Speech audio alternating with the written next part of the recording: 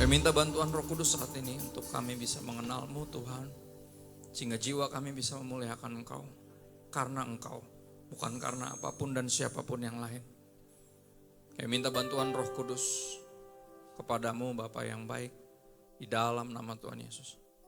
Kami siap menang firman Tuhan dan diubahkan dalam nama Yesus, semuanya berkata amin. Shalom semua, silakan duduk. Thank you, sebuah kehormatan, sukacita bisa sharing di tempat ini saudara. Salam kenal. Karena saya nggak dikasih tema, saya lagi membawakan firman Tuhan ini di mana-mana saudara, karena pertama firman Tuhan harus memberkati saya dulu, baru saya akan sharing kepada semua yang lain, dan saya percaya ini akan sangat memberkati kita. Saudara, kita ke Mazmur 23, ada yang bagian ayat favorit bagian Alkitabnya Mazmur 23 mungkin ada. Tuhan adalah gembalaku, takkan kekurangan aku, Ia membaringkan aku di padang berumput hijau, Ia menuntun aku ke air yang tenang, menyegarkan jiwaku, kan gitu ya. Tapi ada ayat yang mencurigakan saudara, di ayat 4, ini bagian yang kita berharap gak ada di situ. Ya, sekalipun aku berjalan dalam lembah kekelaman. Nah ini, ada yang suka berada di lembah kekelaman? Nggak ada ya. Kita di era dimana kita bisa pilih rute saudara, saya yakin kita berharap bisa menghindari lembah kekelaman kan gitu. Jadi kita kan di era bisa pilih jalur ya, oh jalan sini macet, lewat jalan lain ada alternatif gitu loh. Kalau bisa ada alternatif, kita berharap pasti jangan lewat sini deh gitu. Ya lewat jalur yang lain aja gitu. Ya, tapi ini ayat yang sangat indah sebenarnya kalau kita memahami maknanya. Ya dikatakan di situ nggak ada yang dikatakan bahwa Tuhan yang membawa kita lewat situ, nggak ada. Ya nampak kita ambil jalan sendiri. Kita yang milih jalur itu sebenarnya. Tuhan membaringkan kita, oke, di padang berumput hijau, itu Dia yang bawa kita. Dia menuntun kita ke air yang tenang, Dia yang bawa kita. Nah jalur ini nampaknya kita ambil sendiri nih kayaknya. Kalau menurut saya nih. Ini kita berada di lembah kelam gara-gara kita yang pilih sendiri, tapi menariknya bahkan lewat jalan yang kita pilih sendiri, Tuhan gak meninggalkan kita. Ya, dan ini yang kita mau belajar saat ini saudara. Judulnya lewat lembah kelam, sekali lagi rute yang kalau bisa kita hindari. Kenapa sih kita mesti lewat situ? Itu jawaban, itu pertanyaan yang mesti dijawab sebenarnya. Kita ke Roma 11 ayat 33 sampai 36. Saudara, ayat 33 di layar saya cuma ada ayat 34, Anda bisa buka Alkitabnya sendiri. Lampu udah diterangin, kalau yang bawa buku Alkitab kayak saya bisa buka. Yang di HP juga mudah-mudahan ada Alkitabnya ya. Kalau nggak ada bisa diinstal. Apapun yang nggak ada firman Tuhan bisa bawa kita ke neraka saudara. Dari HP sampai hubunganmu yang sekarang. Jadi kalau dia nggak peduli firman Tuhan, cari yang lain deh. Ya, mumpung belum merit ya. Kalau udah merit ya udah berdoa ya. Biar one day dia baca Alkitab. Oke. Roma 11 mulai ayat 33 sampai 36.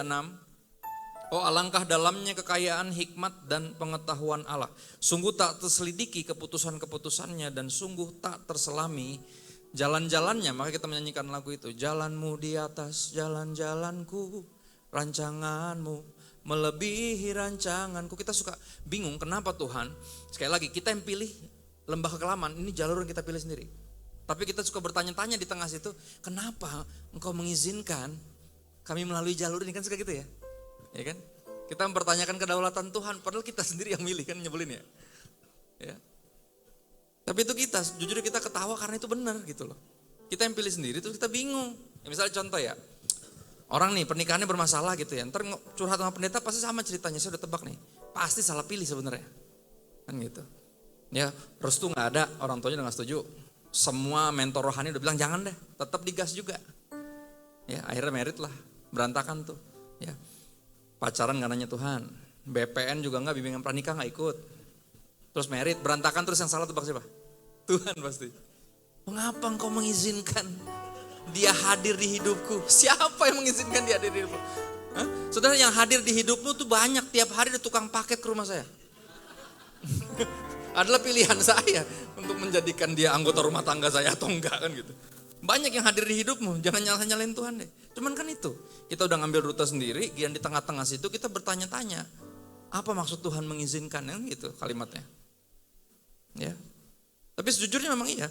Ya, jalan-jalan di atas jalan-jalan kita ada hal-hal yang kedaulatannya yang kita suka, yang kita nggak bisa ngerti.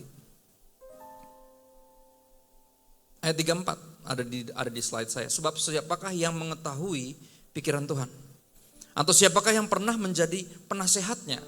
Atau siapakah yang pernah memberikan sesuatu kepada Tuhan sehingga ia harus menggantikannya? Artinya Tuhan tidak berhutang apapun kepada siapapun, termasuk penjelasan. Dan ini menyebalkan bagi kita. Ya saudara, sambil kita dengar firman Tuhan ini, Anda kembali revisit kisah hidup Ayub. Oke? Dia kehilangan segalanya dalam satu hari. Ya, anaknya 10 mati semua, ketimpa rumah.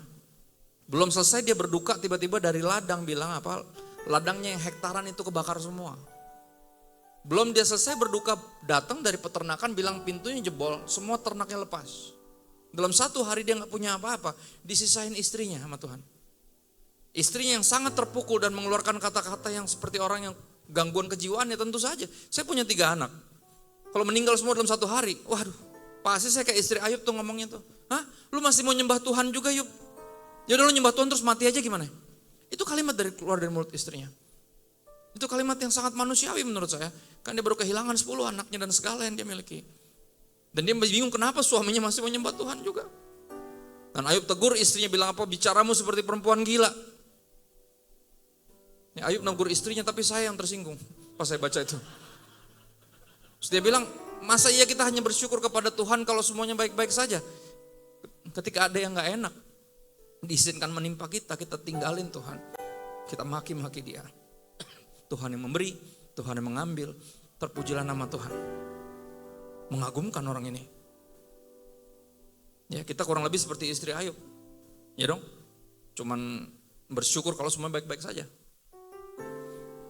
Dan bingung ketika ada yang gak enak diizinkan terjadi. Dan gini, kalau jadi Ayub, saya percayalah, saya akan merasa Tuhan tuh mesti menjelaskan sesuatu kepada saya. Kok gini sih Tuhan? Tega banget kan gitu. Tapi kita tahu kisah Ayub, saudara.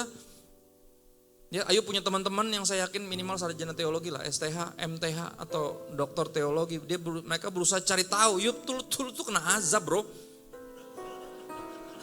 Kamu tuh pasti punya dosa tersembunyi, karena gak mungkin Tuhan menghukum orang yang gak punya salah. Ayub yang bilang gini, gue gak punya salah, lu tanya sama Tuhan. Ya, dia yang tadinya tabah, sampai jadi stres saudara. Gara-gara punya teman-teman yang berusaha cari tahu, kenapa hal ini menimpa kamu. Dan itu yang terjadi, kita suka bertanya-tanya kenapa hal ini menimpa kita. Itu yang bikin kita tambah stres. Mending kita yang stres, orang lain yang jadi stres. Dia dari tabah jadi gak tabah gara-gara kita so tahu. Coba-coba nyari tahu nih kenapa lu ya, kan gitu. Ya, akhirnya sampai di satu titik yang kasihan banget, dia bilang gini sama Tuhan. Tuhan, kalau saya lahir hanya untuk berduka, kehilangan, sakit, dan menderita, buat apa saya lahir? Dia sampai ngomong gitu saudara. Sakit sekali, gak kebayang kalau jadi dia. Ya, tapi jawaban Tuhan lebih ngagetin lagi. Saya mengira Tuhan akan menjelaskan kepada begini loh bro. Sebenarnya lu tuh lagi gue banggain di hadapan para malaikat kan gitu. Di backgroundnya kan gitu. Enggak. Tuhan malah bilang gini. Ya udah gini aja deh Yob. Sekarang saya yang nanya, kamu jawab. Lah, malah begitu. Orang nanya bukan dijawab, malah dikasih pertanyaan banyak, hampir 3 pasal saudara tentang alam semesta, sains. Jadi mulai dengan pertanyaan pertama. Peraturannya sederhana, kalau udah gak kuat lambaikan tangan ke kamera kan gitu. Oh iya, ya siapkan dirimu, saya bertanya kamu menjawab.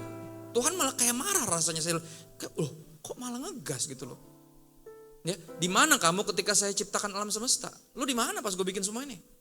Belum lahir, emang. Kenapa? Karena saya nggak perlu bantuan Anda. Saya nggak perlu penasehat. Ya, dan saya tahu cara jadi Tuhan, tapi nampaknya ketika kita marah sama Tuhan, ketika kita mempertanyakan Tuhan, kita lagi berpikir, Tuhan, kau tahu nggak sih cara jadi Tuhan? Ya bener gak? Dan makanya Tuhan kayak, oh lu pikir lebih tahu dari gue? Oke, silakan jawab pertanyaan-pertanyaan ini. Gak ada yang bisa dijawab, dari pertama aja dia udah main tangan kameranya mana ya? Kan gitu. Dia udah nyari tuh. Tapi Tuhan gak berhenti, terus bertanya. Ya. Kenapa? Karena dia gak berhutang apapun terhadap siapapun, termasuk penjelasan. Dan ini yang kita gak suka. Ya. Kenapa? Kenapa dia gak berhutang apapun kepada siapapun? Karena ayat 36 bilang apa? Sebab segala sesuatu, saudara gak ada di layar, Anda lihat HP-mu sendiri. Sebab segala sesuatu adalah dari dia dan oleh dia dan kepada dia, bagi dialah kemuliaan sampai selama-lamanya. Kenapa dia gak berhutang penjelasan kepada kita? Karena ini bukan tentang kita. Oke? Dia nggak hadir untuk memenuhi segala kebutuhan kita. Enggak, kita diciptakan untuk memuliakan dia. Bukan kebalik. Kita yang ada buat kepentingannya, bukan dia yang ada buat kepentingan kita. Ya makanya pertobatan membawa seorang Kristen sadar bahwa hidupku bukan aku lagi. Tapi tentang dia, kan gitu. Kalau kita menyadari ini tentang dia nggak perlu menjelaskan apa-apa. Kita bisa belajar untuk percaya, tapi nggak mudah. Sekali lagi nggak mudah. Ya, dia tidak terselami jalannya di atas jalan-jalan kita. Dan kita nggak suka, kita suka Tuhan yang terselami. Kita suka Tuhan yang bisa kita takar gitu loh.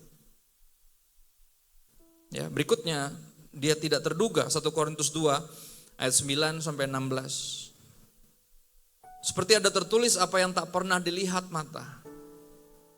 Dan tak pernah didengar telinga, yang tak pernah timbul di dalam hati. Semua disediakannya bagi yang mengasihi dia. Allah sanggup melakukan segala perkara, dulu, sekarang, dan selamanya. Kuasanya tidak berubah. Sudah lihat, ayat ini tentang Tuhan, tapi lagu ini tentang kita. Dia bisa tolong kita, dia bisa sembuhin kita. Nggak, jangan amin dulu, enggak. Kita tarik ayat ini bukan ke fungsinya. Enggak, ayat ini tentang dia yang tidak terduga. Oke, yang nggak pernah dilihat mata. Saudara, yang kita lihat, oke, keinginan mata, maka Yakobus bilang gitu kan.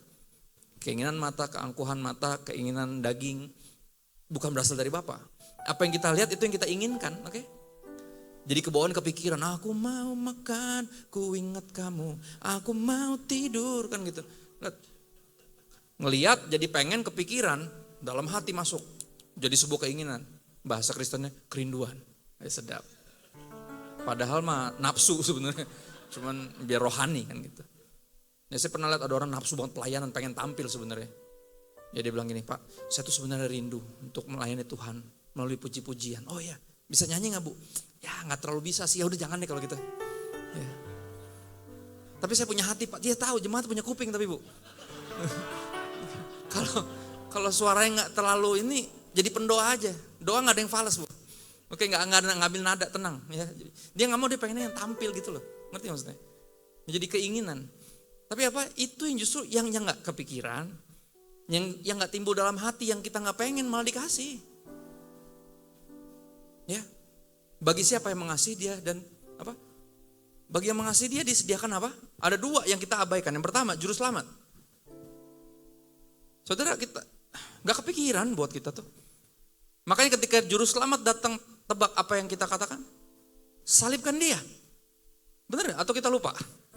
Atau kita ngerasa lebih rohani dari semua yang teriak salibkan dia? Kalau kita hidup di era itu, percayalah kita akan jadi salah satu yang berteriak salibkan dia.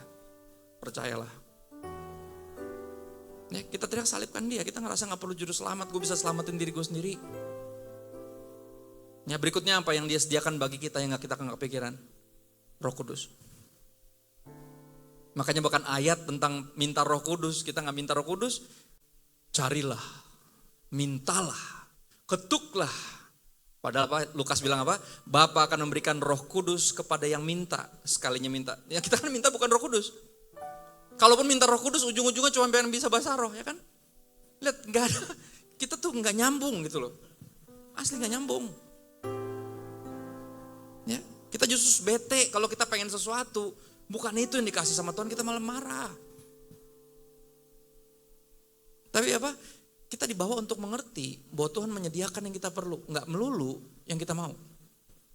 Dia nggak berhutang sekali lagi untuk memberikan kepada kita yang kita mau. Tapi karena dia ayah, dia pasti menyediakan yang kita perlu. Tapi kerap kali yang disediakan kita nggak pengen, bukan itu yang kita mau. Ya. Ayat 10, karena kepada kita Allah telah menyatakannya. Ya, siapa yang dia berikan, yang dia sediakan bagi kita itu, walaupun bukan itu yang kita pengen. Dia menyatakannya oleh roh, sebab roh menyelidiki segala sesuatu, ini Roh Kudus. Ya, bahkan hal-hal yang tersembunyi dalam diri Allah. Jadi kita diberikan Roh Kudus biar kita menyadari ya, bahwa Tuhan lagi mengerjakan sesuatu nih dalam hidup saya. Makanya saya mesti lewat lembah kelam ini. Ya, Roh Kudus bantukan kita untuk mengenal Tuhan sampai kedalamannya. Makanya di ayat 11 bilang ini, siapa gerangan di antara manusia yang tahu apa yang terdapat dalam diri manusia selain roh manusia sendiri yang ada dalam dia. Pun dengan Tuhan, gak ada orang yang tahu apa yang terdapat dalam diri Allah selain daripada roh Allah. Ayat 12, kita tidak menerima roh dunia, tapi roh yang berasal dari Allah. Kita menerima Roh Kudus. Buat apa? Supaya kita tahu apa yang dikaruniakan Allah kepada kita. Kita dikaruniai juru selamat dan penolong. Tanpa juru selamat kita semua binasa. Tapi kalau cuma diselamatin, cuma nanti mati masuk surga, hidup gak pernah diubahkan, gak bakal masuk surga. Nah kita perlu penolong. Tanpa Roh Kudus gak ada yang bisa kudus. Nah kita harus terima itu. Kita ini bisa kudus gara-gara siapa tebak? Roh Kudus. Tanpa penolong kita kacau. Ya. Dan kita menerima Roh Kudus supaya kita bisa sadar apa yang dikaruniakan Allah kepada kita. Dan karena kami menafsirkan ayat 13 hal-hal rohani kepada mereka yang punya roh, kami berkata-kata tentang karunia-karunia Allah dengan perkataan yang bukan diajarkan kepada kami oleh hikmat manusia tetapi oleh Roh Kudus sendiri. Tetapi apa kalau bahas yang kayak gini, ada yang mulai gelisah nih. Karena apa? Aduh, tuh kan udah bener nih jenggotnya emang agak-agak aneh nih. Khotbah terlalu apa sih gitu loh. Khotbahin apa sih nih orang kan gitu. Ya. Ayat 14, tapi manusia duniawi gak menerima apa yang berasal dari roh Allah karena hal itu baginya adalah suatu kebodohan. Ini ngebahas kayak gini mungkin terlalu gak mendarat Pak, kasihan jemaat. Itu komentar pertama. Ya, komentar saya waktu saya pertama kali khotbah di ibadah umum saudara, berapa puluh tahun 10 tahun lebih lah yang lalu. Ya, khotbah pertama saya tuh gantiin teman saya. Dia nggak bisa khotbah, dia sakit, tiba-tiba kontak saya. Kan dia kenal saya. Saya datang ke gereja itu nggak kenal gembalanya sama sekali. Saya khotbah, habis khotbah gembalanya bilang gini, makasih ya Pak khotbahnya, tapi menurut saya khotbah Bapak tuh terlalu kurang mendarat. Kasihan jemaat. Waduh, terpukul saya. Saya pulang dengan perasaan terpukul dan saya sedikit banyak marah-marah sama Tuhan. Dia bilang, tuh kan Tuhan kan gue udah bilang. Gue bukan panggilan gue ini. Ya, makanya saya gak sekolah Alkitab, saya kuliah desain grafis, kerja di Femina Group 6 tahun jadi book designer. Saya gak mau jadi pendeta. Tapi Tuhan percaya ini, saya bilang tuh kan khotbah pertama gue aja gagal. Ya. Dibilang gak mendarat, kasihan jemaat. Bayangin, saya pulang dengan aduh terpukul banget. Terus saya ngeluh sama papa saya, almarhum papa saya bilang gini, Pak emang ada ya khotbah yang terlalu rohani? Saya bilang, gak mendarat. Dia bilang, nggak ada lah yang namanya khotbah ya rohani. Kalau nggak rohani seminar. Jawabnya gitu doang lagi. Nyebelin banget kan. Tapi bener kan? Iya lagi. Gitu. Terus dia bukain ayat ini. Dia bilang nggak ada khotbah yang terlalu rohani. Ada pendengar yang terlalu duniawi. Ya kan? Ayat 14 bilang gitu kan. Tapi mereka yang duniawi akan menganggap hal-hal ini sebuah kebodohan. Ya. Kenapa? Karena ia nggak dapat memahaminya. Sebab hal itu hanya dapat dinilai secara rohani. Ayat 15. Orang yang dipenuhi dengan Roh Kudus dapat menilai segala sesuatu. Menyadari bahwa ini yang gue perlu nih. Menjawab pertanyaan ini, kenapa gue mesti lewat lembah kelam. Ini bukan sekedar, ya jodoh gue siapa kan gitu. Nah, kira-kira bayar token listrik udah bunyi-bunyi gimana? Ya kerjalah. Nggak usah dikhotbahin kayak gitu mau udah tahu. Ya. Orang yang dipenuhi dengan roh Allah dapat menilai segala sesuatu, tapi ia gak dapat dinilai oleh orang yang tidak menerima Roh Kudus. Nah ini menarik, ketabahan kita di lembah kelam akan bikin orang lain bingung. Kenapa kita bisa tabah? Karena kita tahu sesuatu yang mereka gak tahu. Ya, tangan Tuhan sedang merendam suatu karya yang agung mulia. Saatnya akan tiba nanti, ketinggiannya. Kau lihat pelangi, kasih depannya apa? Apa yang kau alami kini mungkin tak dapat. Engkau mengerti satu hal, tanamkan di hati indah semua yang Tuhan beri. Artinya mendatangkan kebaikan. Ketabahan kita akan bikin orang lain bingung. Bahkan ketaatan kita bikin orang lain ngerasa kayak ini bego nih orang nih. Ya saya pernah gini, anak saya sekolah, semuanya sekolah di sekolah Kristen saudara. Ya di sekolah Kristen saya karena sering antar jemput anak, istri saya ngurusin anak saya yang masih lebih baik, lebih kecil. Saya pernah dengar tuh di obrolan gitu ya, ketika 2 atau 3 orang ibu-ibu berkumpul, di situ kan pasti ada obrolan yang kenceng gitu suaranya. Saudara. Saya curi denger gitu tiba-tiba, kalau gue punya laki gitu mau gue tinggalin. Sampai nggak, masalah ini sekolah Kristen gitu loh. Oke. Satu lagi ngomong, kalau gue punya laki itu mau gue ceraiin, kata dia, pengen gue cubit menurutnya, Bu, nyebut Bu. Anda Kristen. Apa yang Anda katakan? Kalau bukan sekolah Kristen terserah deh. Nah di tengah tuh ada ibu-ibu yang nunduk aja. Ya kenapa? Karena dia tetap nggak mau pisah dari suaminya. Kaya, miskin, sakit, sehat, susah, senang. Sampai maut memisahkan. Dia tetap pegang itu. Di hadapan teman-temannya tolol, tapi dia tahu. Ini yang Tuhan mau. Sekali lagi, ketaatan kita kepada Tuhan kerap kali absurd buat orang-orang yang gak punya Roh Kudus. Apa kabar Yosua suruh muterin tembok Yeriko? Setelah bayangin gimana cara dia jelasin ke ininya, ke pasukannya coba. Hah? Gimana nih, ya kan? Keluar dari ketemu sama Tuhan, ya kan? Dari pertama dia masuk ke hadirat Tuhan. Ntar ya guys, kita tanya Tuhan dulu. Oke, siapa? Tanya. Tuhan jadi gimana nih? Jadi gini Jos, ada 7 hari. Ya.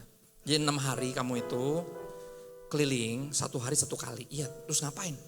Nyanyi. Nyembah saya, worship me, kan gitu. Nyanyi. Gimana? Sorry. Ngapain? Nyanyi. Kalau bisa nyanyi mah gak jadi tentara, jadi penyanyi. Gimana sih? Ini bukan panggilan gue, yang bener aja. Ini bukan karunia saya nih, pasti kan gitu. Ya, tapi itu yang Tuhan suruh. Dan itu 1 hari sekali putar, oke nyanyi, nyembah saya. Nanti di hari ke-7 Jos, 7 kali kalian puterin tuh. Berarti kan karena kotanya gak kecil kan, berarti lari tuh. Di hari ke-7. Nanti di putaran ke-7 bersoraklah seperti menang perang. Joshua tinggal oke, iya dah. Gimana ya jelasinnya kan gitu. Keluar gitu. Di luar pasukannya, pemimpin pasukannya tuh ketua-ketua komsel udah tajam-tajamin pedang. Shing. Gimana bos, gas nih? Kan gitu. Jadi gini guys, ada 7 hari. Lu bayangin gimana jelasin? Ketika dia jelasin ada 6 hari, jadi setiap 1 hari itu kita harus muterin keliling, kita nyembah Tuhan, nyanyi, langsung semuanya pelan-pelan udah kayak gak beres nih orang nih. Mana ayatnya kan gitu, udah mulai gitu tuh. Ya ketua-ketua komsel udah mulai pikir, aduh kita keluar aja bikin pelayanan baru nih, mulai gak beres nih orang nih. Kita tentara Pak, masa disuruh nyanyi yang bener aja. Tapi itu yang dijelasin. Dan saudara bayangin ketika yang lain mulai ragu, dia seperti yang dia pernah bilang. Ya kalian terserah mau beribadah kepada siapa, tapi saya dan keluarga saya. We will serve the Lord. Nah saudara bayangin pasti gerakannya gimana? Yuk Beb, pasti gitu. Dia jalan dulu, terserah orang mau ikut mau enggak. Mau percaya mau enggak. Dia pasti jalan dulu, dia, istrinya, anak-anaknya udah jalan sertai, langsung jalan. Yang lain pada kayaknya antar dia gila atau gimana ya udahlah gitu. Sampai yang tadinya sempat mau pikir mau buka gereja baru nggak jadi. Akhirnya mikir terus kita mau kemana lagi, ya udahlah ikut tuh. Bayangin 6 hari dibully pas dari dalam. Orang-orang Yeriko kayak ini kenapa orang pada ya kasihan orang pada kena mental kayaknya nih orang-orang ini. Ya. Udah pasti tahu nggak bisa nembus nih, nyanyi muter-muter ya elah. Saudara bayangin dalam 6 hari itu pasti terbentuk soundtrack orang gila. Saudara bayangin, bisa perang, bisa nyerang, bayangin tuh disuruh nyanyi. Ya elah. Di hari ke-7 mending parah, disuruh lari, nyanyi. Mulai makin parah, makin diketawain. Saudara bayangin tuh, 7 kali. Ke-7 teriak bersorak, tiba-tiba beneran lo ambruk. Beneran ambruk. Ya, ada pendeta yang pernah antara ngelucu atau bener dia bilang, mungkin tuh ambruk karena saudara, karena di dalam tuh gak tahan dengar suara mereka. Mereka jedotin pala ke tembok kayaknya. Hentikan, 6 hari seminggu disiksa dengan suara orang-orang yang tidak bisa bernyanyi. Bisa jadi, tapi bukan itu yang terjadi.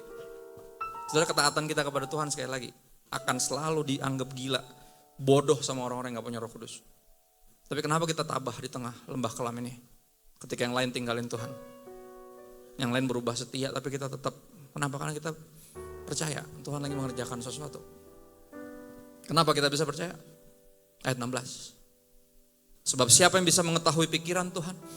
Dan siapa yang bisa memberinya nasihat? Enggak, dia enggak perlu nasihat. Tetapi kita, perhatian ayat ini, memahami hal-hal ini. Kenapa? Karena kita memiliki pikiran Kristus. Sudah pernah baca ayat ini enggak? Saya pas baca kayak, apa iya kita memiliki pikiran Kristus? Kalau iya, percayalah, pendeta enggak akan disamperin sama jemaat-jemaat yang bingung gitu loh. Pak pendeta, saya pernah disamperin ya, lagi pelayanan di satu daerah, terus ada ibu-ibu deketin saya, dia pakai crux, kakinya baru patah kayaknya, dia pakai crux. Pas salaman, Pak pendeta nanti saya mau ngobrol ya, katanya oke. Yang salaman di sebelah saya, yang nemenin saya ini bilang, itu salah satu ini pelayan Tuhan di sini yang paling senior, dia harus singer hari ini Pak. Saya pikir oke, sudah siap tuh. Gimana Bu? Jadi gini Pak, saya tuh harusnya singer iya. Kaki kenapa Bu? Nah itu dia Pak. Ya, saya kecelakaan kemarin pas lagi pergi mau gereja mau latihan, kecelakaan motor ditabrak orang. Terus saya bingung Pak, padahal kan di Yeremia 29 ayat 11 kan bilang rancangannya bukan rancangan kecelakaan ya Pak. Tapi memberikan rancangan damai sejahtera, memberikan hari depan yang penuh harapan. Tapi kenapa saya kecelakaan ya? Saya bilang, aduh Bu, gak gitu cara baca ayatnya. Saya bilang, bukan rancangan kecelakaan, bukan artinya kita gak pernah kecelakaan, bukan. Cuma kan itu umumnya kita bertanya itu. Kita bingung, kalau gue sungguh-sungguh sama Tuhan kenapa kayak gini? Ya kita bertanya-tanya, tapi kita memahami hal-hal ini. Karena kita memiliki pikiran Kristus. Jadi ketika ada yang menimpa kita yang gak sesuai dengan perkiraan kita, atau selera kita, enak gak enak kan gitu. Kita tetap percaya. Kenapa? Karena kita memiliki pikiran Kristus. Roh Kudus tinggal di sini. Ya. Roh Kudus yang membawa kita kepada keintiman yang memerdekakan. Saudara tahu kata intimacy itu, keintiman itu terdiri dari beberapa kata. Intumisi, melihat ke kedalaman saya. Itu arti keintiman. Dan percayalah itu yang Tuhan rindu kita miliki dengan Dia. Makanya apa? Dia biarkan roh anaknya tinggal di sini. Roh Kudus tinggal di sini supaya kita bisa, walaupun gak bisa memahami pikirannya, jalan di atas jalan kita tak selami, tapi kita bisa mengenal pribadinya. Ya. Ayat 14 dari Roma 8, kita habisin waktu kita di sini. Roma 8 ayat 14 sampai 16 dan 26 sampai 30. Semua orang yang dipimpin Roh Allah adalah anak Allah, ayat 14. Ya. Sebab kamu tidak menerima roh perbudakan yang membuat kamu menjadi takut lagi. Saudara, adakah di sini yang Kristen tapi dipenuhi rasa takut? Semua kekristenannya, pelayanannya, kehidupan kudusnya, ketaatannya, semuanya dipenuhi drive oleh fear. Saya berdoa enggak, karena bukan roh perbudakan yang kita terima. 1 Yohanes 4:18 bilang, kasih sejati mengenyahkan ketakutan. Karena ketakutan mengandung hukuman. Enggak, saya berdoa enggak ada lagi yang percaya Yesus gara-gara takut masuk neraka, takut enggak diberkati sama takut kena azab. Semoga enggak ada lagi yang kayak gitu. Karena kita enggak menerima roh perbudakan yang membuat kita jadi takut lagi. Tapi apa? Kamu telah menerima roh, R-nya huruf besar, Roh Kudus yang menjadikan kamu siapa? Anak Allah. Oleh roh itu, karena Roh Kudus kita berseru apa? Pak, kita bisa ngomong gitu. Pak kok gini ya Pak? Tapi apa? Tetap Pak. Sebagai anak yang mungkin bingung kenapa. Tapi tetap percaya bahwa papanya gak mungkin aneh-aneh. Ya Tuhan tidak mencobai siapapun, tidak dicobai oleh siapapun. Manusia dicobai oleh keinginannya sendiri. Dia gak bawa kita melalui lembah kelam, kita sendiri yang lewat. Tapi dia gak tinggalin kita. Ya, dia bapak, kita anak-anaknya. Gak mungkin dia mencobai kita, buat anak kok coba-coba. Gak mungkin. Ya. Tapi apa? Gak mudah buat kita sekali lagi. Tapi Roh Kudus bantu kita untuk percaya bahwa dia papa dan kita anaknya. Dalam lembah kelam ini. Ayat 16. Buka HP-nya sendiri atau Alkitabnya sendiri. Roh itu bersaksi bersama-sama dengan roh kita bahwa kita adalah siapa? Anak-anak Allah. Karena ini yang setan serang kerap kali. Ini yang setan serang saudara. Jika engkau anak Allah, ubah batu ini jadi roti. Yesus aja diserang identitasnya. Dan ini yang paling pengen, yang setan paling pengen kita ragu bahwa kita beneran anak Allah. Tapi Roh Kudus yakinkan kita. Seperti Roh Kudus ngomong sama roh kita, hei, angkat mukamu. Kamu anaknya. Ya tapi apa gak mudah? Menjalani kenyataan hidup apalagi lembah kelam gak mudah. Ya, karena iblis selalu berusaha membuat kita meragukan bahwa kita anak Allah. Jika engkau anak Allah, jatuhkan dirimu dari sini ke bawah. Bukankah ada tertulis di Mazmur 91 yang sempat ngetren pas pandemi itu? Ya kan? Lalu 1000 rebah, 10.000 rebah. Seolah kita gak bakal kena COVID kalau kita percaya Yesus, benar? Kena tuh. Istri saya S2 malah. Ya, nggak ada. Ayat itu dipakai untuk mencobai Yesus.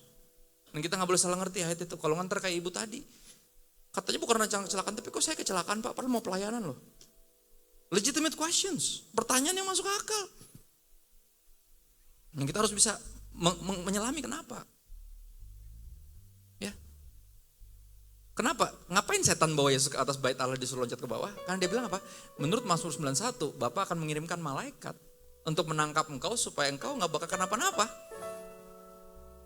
Dan itu senjata iblis. Kalau lu anaknya dan dia bapak lu nggak bakal kenapa-napa. Jadi ketika kenyataan hidup menampar kita di wajah kita kenapa-napa. Kita mulai meragukan Tuhan. Katanya nggak bakal kenapa-napa. Nah Tuhan bilang kata siapa? Kata iblis, kan gitu. Kata iblis, bukan kata Tuhan. Kata siapa? Kita nggak bakal kenapa-napa. Ya enggak? Sebagai minoritas di negeri ini kita tahu kan. Padahal minoritas banyak ya. Yang mayoritas cuma satu kan. Tapi yang diserang kita mulu ya. Kita bingung ya, katanya kita anaknya kenapa kita kenapa-napa mulu kan gitu. Selalu aja jadi bulan-bulanan. Bisa gak sih Tuhan lindungi? Bisa. Ya. Bahkan sampai di level tertentu, kenapa Tuhan? Saya lagi pelayanan loh, ini lagi mau latihan loh. Kok begini sih? Katanya gak bakal kenapa-napa. Saudara, kata siapa kita gak bakal kenapa-napa?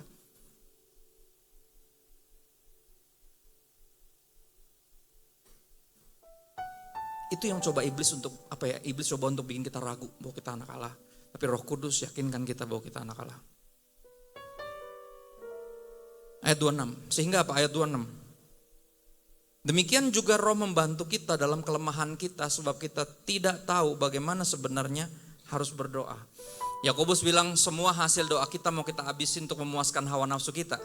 Jadi ketika berdoa ujung-ujungnya kalau nggak minta, nyuruh-nyuruh Tuhan sama nyalain Tuhan. Tiga itu. Jarang bersyukur. Jarang. Berdoa kalau lagi ada masalah, kalau lagi ada perlunya nyari Tuhan kan gitu. Ya minta, nyuruh, sama nyala-nyalain. Dan kadang aku ngerasa itu salah kita juga sih sebagai orang tua ya. Ngajar anak berdoa gini loh. Tuhan Kristus mau tidur, jaga papa, jaga mama, jaga dogi, jaga sepeda, jaga rumah kan gitu. Dari kecil diajarin nyuruh-nyuruh Tuhan. Bayangin gedenya mana mau disuruh sama Tuhan. Biasa nyuruh-nyuruh Tuhan kok. Kadang saya ngerasa jangan salah saya. Untuk gedean anak-anak saya bilang enggak. Dia tuh raja. Justru kita yang cari kehendaknya Tuhan. Kok pengen saya gimana? Bukan kita nyuruh-nyuruh dia, bukan. Kita minta tapi bukan kehendakku yang jadi melainkan kehendakmu. Yesus ngajarin berdoa begitu. Ya. Tetapi apa? Roh sendiri ini dia. Berdoa untuk kita on our behalf. Mewakili kita kepada Allah dengan keluhan-keluhan yang tidak terucapkan. Kapan itu terjadi? Kapan Anda berdoa tapi gak bisa ngomong? Sederhana, ketika kita terlalu terluka, terlalu terpukul, terlalu bingung, terlalu sedih, terlalu kehilangan, terlalu bahkan marah. Pernah Anda nangis sampai kayak gitu? Boro-boro ngomong, napas aja susah, bener? Kapan itu terjadi? Ketika ada sesuatu yang kita gak nyangka bisa menimpa kita. Dan kita bingung. Di hati ini penuh kebingungan, marah sama Tuhan. Dan mungkin kalaupun keluar kata-kata, sekalinya lagi marah kita tahu kan apa yang keluar, sesuatu yang kita sesali. Ya, kenapa sih Tuhan? Padahal saya pelayanan loh. Itu pertanyaan ibu itu. Padahal kami melayani Tuhan loh. Itu pertanyaan dari, gini kami belum lama kehilangan salah satu hamba Tuhan di gereja kami. Ya dia koordinator Asher. Istrinya koordinator sekolah minggu. Ya umur rekan kami ini baru 45 saudara, 45. Ya, dia lagi latihan di WC, lagi siap untuk singer di gereja, tiba-tiba jatuh. Ya istrinya telepon kita kasih tahu bahwa suaminya udah gak bernyawa. Di pagi hari itu saya lagi mau pelayanan di Lampung, lagi mau khotbah. Cuma bisa nangis doang, saya pikir ini dia, this is it. Ini dia lembah-lembah kelam yang kita bingung kenapa. Kita mesti lewat sini. Dan saya gak kebayang rasanya jadi istrinya kayak apa. Umur baru 32, anaknya 2 masih kecil-kecil. Dan saya makin pasti ada pertanyaan, kenapa Tuhan kita pelayanan loh. Ini lagi latih. HP-nya aja masih ada lagunya buat nyanyi singer, buat latihan dia. Dan pagi itu kami melayani di gereja dengan perasaan, waduh uring-uringan, semuanya uring-uringan. Ya ada mic kosong di mimbar buat dia. Nggak ngerti. Yang kita akan ngalamin semua, akan pasti pernah ngalamin nih. Mungkin ada satu momen dimana kita berteriak, tega banget loh Tuhan. Nah Tuhan jahat. Tuhan sentimen, kalaupun saya anaknya pasti saya anaknya dia malu paling punya anak kayak saya. Kalimat-kalimat itu yang kita keluarkan tanpa kita ngerti, saudara. Tapi ini yang menarik, ayatnya bilang apa? Dan Allah yang menyelidiki hati nurani mengetahui maksud roh itu. Mulut kita ngomong sesuatu yang berbeda, tapi Tuhan tahu persis maksud kita bukan itu. Kita gak bermaksud menuduh Tuhan melakukan yang jahat, we're just confused. Kita cuma bingung, why? Sekali lagi Tuhan gak tersinggung. Tuhan satu hal yang menarik saudara dari kisah Ayub. Istri Ayub gak disingkirin sama Tuhan. Kenapa? Karena kita kerap kali kayak istri Ayub yang bingung. Kenapa Tuhan? Kita sungguh-sungguh loh sama Tuhan. Kenapa kayak gini sih? Ya. Roh menyelidiki hati nurani mengetahui maksud roh itu. Roh Kudus, Allah, Tuhan tahu persis apa maksud kita, yaitu bahwa ia sesuai dengan kehendak Allah berdoa untuk orang-orang kudus. Sekali lagi, he pray on our behalf, dia berdoa mewakili kita kepada Tuhan dengan perkataan yang udah gak ngerti mau ngomong apa. Tapi Roh Kudus bantu kita berdoa. Sehingga kita gak salah berdoa, kita gak memfitnah Tuhan, melakukan yang tidak-tidak. Kita tidak curiga sama Tuhan. Siapa yang bantu kita? Roh Kudus. Baru ayat ini muncul. Kita tahu sekarang. Bener ya? Berapa banyak yang tahu background ayat ini ternyata itu. Kita tahu sekarang bahwa Allah turut bekerja dalam segala sesuatu, artinya melalui yang enak maupun yang enggak enak. Untuk mendatangkan kebaikan, dan ini yang mesti dijelasin kepada ibu yang kecelakaan tadi. Apa yang baik dari hal ini? Saya pelayanan loh, kita pelayanan loh. Kok dia ambil suami saya? Kok dia ambil papanya anak-anak? Kok saya kecelakaan? Katanya bukan rancangan kecelakaan. Apa yang disebut mendatangkan kebaikan di sini? Kebaikan buat siapa? Buat semua orang? Enggak. Bagi mereka yang terpanggil, yang mengasihi Tuhan nomor 1, dan yang terpanggil sesuai dengan rencana Allah. Hanya bagi mereka yang seperti itu. Bagi Anda dan saya yang sungguh-sungguh sama Tuhan. Yang sungguh-sungguh mengasihi Tuhan. Artinya apa? Kita harus berhenti membandingkan kehidupan kita sama kehidupan orang-orang yang gak sungguh-sungguh sama Tuhan.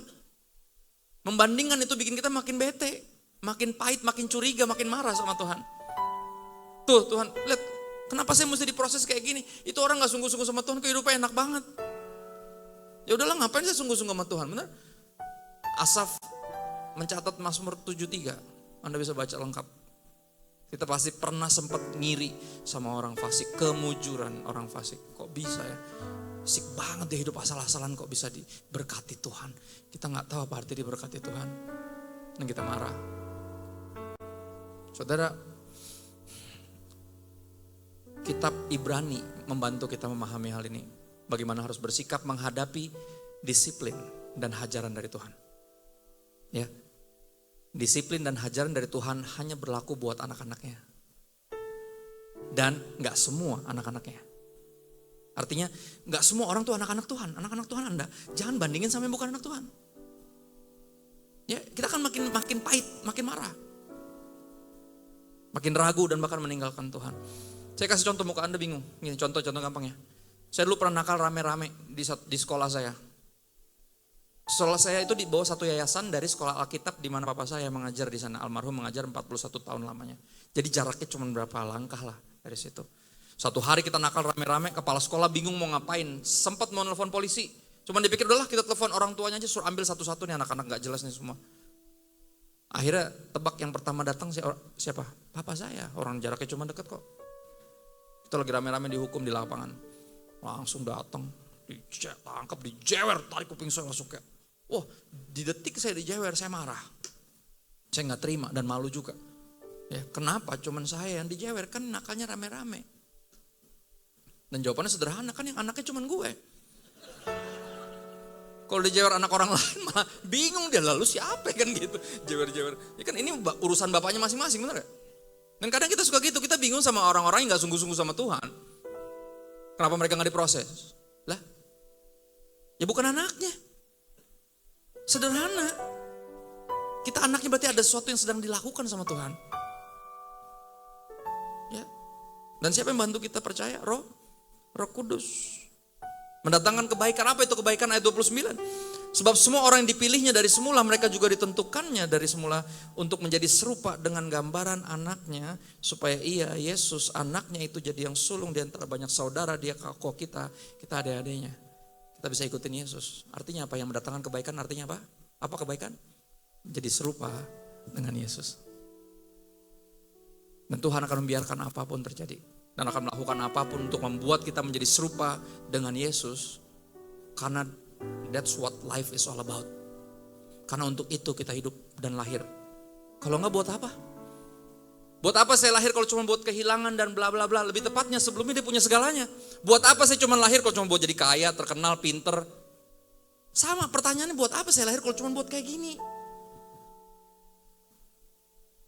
Yang lahir gak bawa apa-apa, pulang juga gak dibawa. Terus buat apa gue hidup?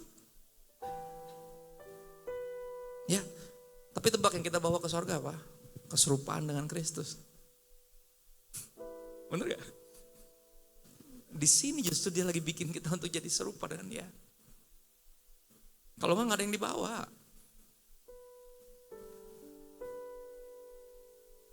Ayat 30. Dan mereka yang ditentukannya dari semula, mereka itu juga dipanggilnya. Dan mereka yang dipanggilnya, mereka itu juga dibenarkannya.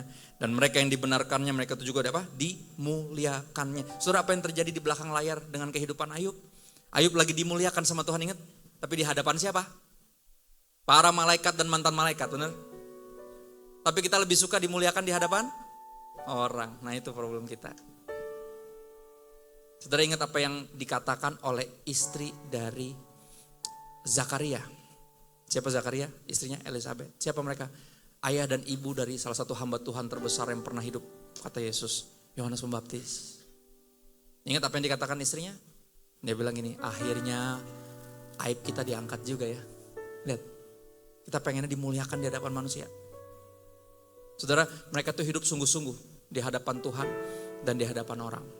Tak bercacat, tapi apa? Tuhan izinkan mereka gak punya anak. Puluhan tahun. Zaman itu kalau mandul, apalagi imam, itu digosipinnya punya dosa tersembunyi. Percayalah. Ya, ini pasti gak beres nih orang nih. Apalagi gak pernah kepilih masuk ruang Maha Kudus, baru sekali itu doang kepilih. Sekalinya ketemu keluar-keluar bisu lagi. Iya gak?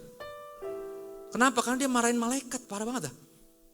Ya malaikat datang, Gabriel itu pembawa good news. Kabar sukacita.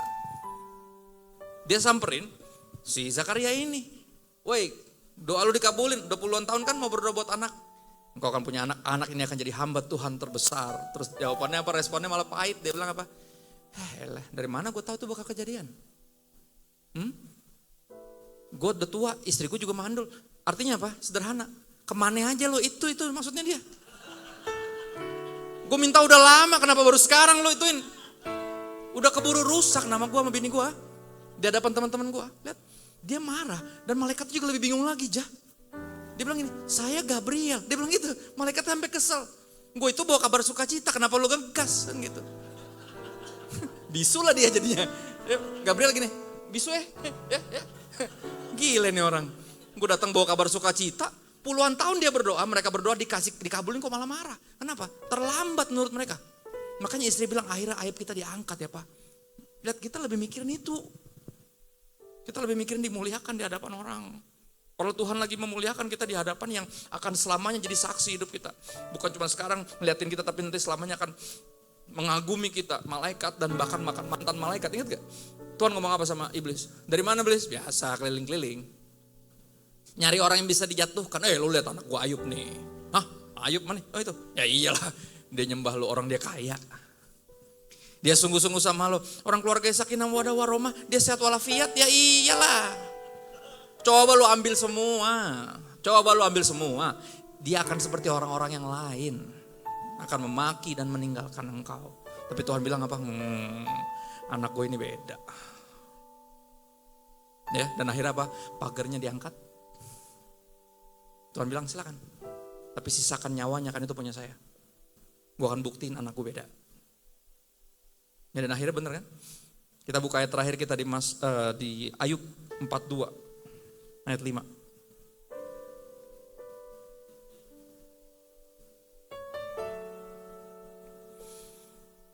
Kita mulai dari ayat 2, saudara. Maka jawab Ayub kepada Tuhan, aku tahu bahwa engkau sanggup melakukan segala sesuatu dan tidak ada rencanamu yang gagal. Artinya apa? Dia ngomong gini, akhirnya saya menyadari bahwa engkau berhak melakukan apapun dan mengizinkan apapun terjadi untuk tujuanmu yang tidak pernah gagal. Itu dia. Oke? Sampai engkau sempat berkata kepada saya, siapa dia yang menyelubungi keputusan tanpa pengetahuan? Itulah sebabnya tanpa pengertian aku telah bercerita tentang hal-hal yang sangat ajaib bagiku yang tidak aku ketahui. Sampai engkau sendiri berkata Tuhan kepadaku, dengarlah, maka aku akan berfirman, aku akan menanyai engkau supaya engkau memberitahu aku. Ketika dia mempertanyakan kedaulatan Tuhan, Ayub sempat ngomong kayak gitu. Sampai Tuhan ngomong kayak gitu. Dan Ayub bilang apa? Ini dia kesimpulannya dari petualangannya. Kenapa dia mesti lewat lembah kelam itu? Dia bilang gini, hanya dari kata orang saja. Jadi selama ini ketika saya punya segalanya, hanya dari kata orang saja saya mendengar tentang engkau. Jadi dia gak sungguh-sungguh mengenal Tuhan. Cuma dari kata orang. Ketika dia punya semuanya. Tapi apa? Sekarang ketika saya kehilangan segalanya. Oke? Ketika saya mesti duduk dalam debu ini. Di atas debu karena udah gak bisa duduk di tempat duduk. Dalam penyakit yang parah ini. Sekarang apa? Mataku memandang engkau. Mataku sendiri memandang engkau. I see you. Into me see. Saya mengenal engkau seintim yang semestinya. Ya, ketika dia punya segalanya, dia justru hanya banyak dengar tentang Tuhan dari kata orang. Kata orang ini arti diberkati Tuhan. Kata pendeta ini artinya gak sakit, gak susah, gak miskin, kan gitu. Apa kabar Yesus? Miskin, menderita. Orang mengira dia kena tulah. Ya. Sekali lagi, kita lebih mikirin apa pandangan orang tentang kita. Tapi ini menarik dari Ayub. Makanya dia bilang ayat 6. Oleh sebab itu aku mencabut perkataanku dan dengan menyesal aku duduk dalam debu dan abu. Saya ngomongin hal-hal yang saya gak ngerti tentang kedaulatanmu Tuhan. Saya tarik semua kata-kata itu. Kenapa saya harus lahir, saya tarik. Tuhan jahat, saya tarik. Tega banget loh, saya tarik. Semuanya saya tarik. Karena saya baru menyadari. Ya, saya diizinkan lewat lembah kelam ini untuk apa? Saudara, Anda buka lagi Mazmur 23 ayat 4 tadi. Sambil saya tutup dengan quotes ini. Anda bisa screenshot ini atau foto.